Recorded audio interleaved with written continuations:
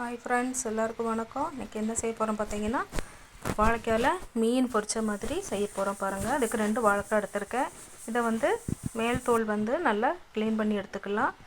இல்லை தோல் வேண்டான்னு நினைக்கிறவங்க காய் மட்டும் உள்ளேருந்து எடுத்துக்கலாம். ஆனால் இந்த மாதிரி செய்யும்போது அது நல்ல டேஸ்ட்டாக இருக்கும். பாருங்கள், இப்போ மேல் தோல்லாம் நம்ம சீவி எடுத்துட்டோம். இந்த மாதிரி எடுத்தோன்னா ஃப்ரெஷ்ஷான காயில் நம்ம இப்படி எடுக்கும்போது அந்த மேல் தோல் தனியாகவே வந்துடும். நம்ம போட்டு டீப்பாக எடுக்க வேண்டிய அவசியம் இல்லை. பாருங்கள், இது மாதிரி சுத்தம் பண்ணிவிட்டு நம்ம ஸ்லைஸாக கட் பண்ணி எடுத்துக்கலாம். இதை கட் பண்ணி எடுத்துகிட்டு இதுக்கு மசாலா நல்ல நம்ம மீன் மசாலா அளவுக்கு மசாலா சேர்த்து பொரிச்சு எடுத்துக்கலாம். இதை சின்ன சின்னதாக நம்ம ஸ்லைஸாக கட் பண்ணிவிட்டு இதை 2 நம்ம கட் பண்ணி எடுத்துக்கலாம். இந்த மாதிரி எடுக்கும்போது இதில் பார்த்திங்கன்னா குழந்தைங்களுக்கு கொடுக்குற மீனுன்னு சொல்லி மீன் டேஸ்ட் மாதிரி நம்ம பொரித்து கொடுக்குறதுக்கு நல்ல ஈஸியாக இருக்கும். அதாவது ஃப்ரைட் ரைஸ்க்கெல்லாம் இந்த மாதிரி பொரிச்சு சாப்பிட்டோன்னா தொட்டுக்கிறதுக்கு சைடிஷ்ஷு சூப்பராக இருக்கும். நீங்களும் இந்த மாதிரி ட்ரை பண்ணி பாருங்கள். இதோட மசாலா சூப்பராக இருக்கும்.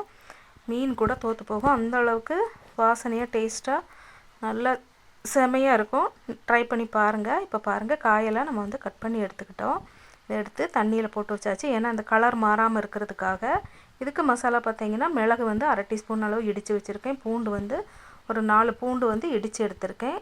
இதுக்கு காயத்தூள் 1/2 டீஸ்பூனு, மஞ்சத்தூள் 1/2 டீஸ்பூனு, மிளகாத்தூள் 1 டீஸ்பூன், உப்பு 1/2 டீஸ்பூன் போட்டிருக்கேன். இதெல்லாம் நல்லா எலுமிச்சம்பழம் ஜூஸ் ஊற்றி நம்ம நல்லா மிக்ஸ் பண்ணி எடுத்துக்கலாம். இதில் கொஞ்சம் கொஞ்சமாக தண்ணி ஊற்றி அந்த மசாலா கொஞ்சமாக பேஸ்ட் மாதிரி நம்ம கலந்து எடுத்துக்கலாம். இப்போ இது பார்த்திங்கன்னா ராவாக இருக்குது. இதில் கொஞ்சமாக தண்ணி ஊற்றி நம்ம பேஸ்ட் மாதிரி நல்லா மிக்ஸ் பண்ணி எடுத்து வச்சுட்டு அந்த காயில் நல்லா ஸ்ப்ரெட் பண்ணி விட்டோன்னா வச்சுட்டு 1/2 மணி நேரம் கழித்து நம்ம பொரிச்சோன்னா டீப் ஃப்ரை பண்ணுறதா இருந்தாலும் சரி, சாலோ ஃப்ரை பண்ணுறதா இருந்தாலும் சூப்பராக இருக்கும்.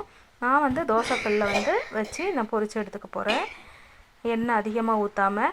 இப்போ பாருங்கள், இந்த மாதிரி மசாலா எல்லாம் தேய்ச்சி நம்ம வச்சுட்டோன்னா சூப்பராக நல்ல வாசனையாக இருக்கும். நல்ல மசாலா பிடிச்சிருக்கும். ஒரு 1/2 மணி நேரம் கழித்து நம்ம பொரித்து எடுத்தோன்னா சூப்பராக இருக்கும். கண்டிப்பாக நீங்களும் இதை மாதிரி ட்ரை பண்ணி பாருங்கள். செம்ம டேஸ்ட்டாக இருக்கும். இப்போ எல்லாம் மசாலா பரட்டி ஊற வச்சாச்சு. இது நம்ம தோசைக்கல்ல அடுப்பில் வச்சு அதுக்கு கொஞ்சமாக எண்ணெய் ஊற்றி ஒன்று ஒன்றா நம்ம வச்சு பரட்டி எடுத்துக்கலாம்.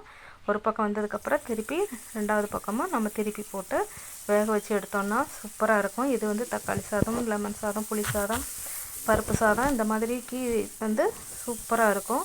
நீங்களும் ட்ரை பண்ணி பாருங்கள். பிடிச்சிருந்தால் லைக் பண்ணுங்கள், ஷேர் பண்ணுங்கள், சப்ஸ்கிரைப் பண்ணுங்கள். இது கிப்பி கேரளா சமையல் உங்களுக்கு பிடிக்கும்னு நினைக்கிறேன். இது ஈஸியாக குழந்தைங்களுக்கு கொடுக்கறதுக்கு சூப்பராக இருக்கும், டேஸ்ட்டாகவும் இருக்கும். சுகர் உள்ளவங்களுக்கு ரொம்ப நல்லது. ஏன்னா வாழைக்காய் நம்ம மேல் தோல் மட்டும் தான் எடுத்திருக்கோம்.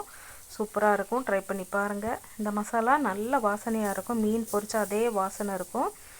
நீங்களும் ட்ரை பண்ணி பாருங்கள். கண்டிப்பாக எல்லாருக்கும் பிடிச்சிருக்குன்னு நினைக்கிறேன். பிடிச்சிருந்தா ஒரு லைக் போடுங்க. இதுவரை சப்ஸ்கிரைப் பண்ணாதவங்க கண்டிப்பாக ஒரு சப்ஸ்கிரைப் பண்ணி பாருங்கள்.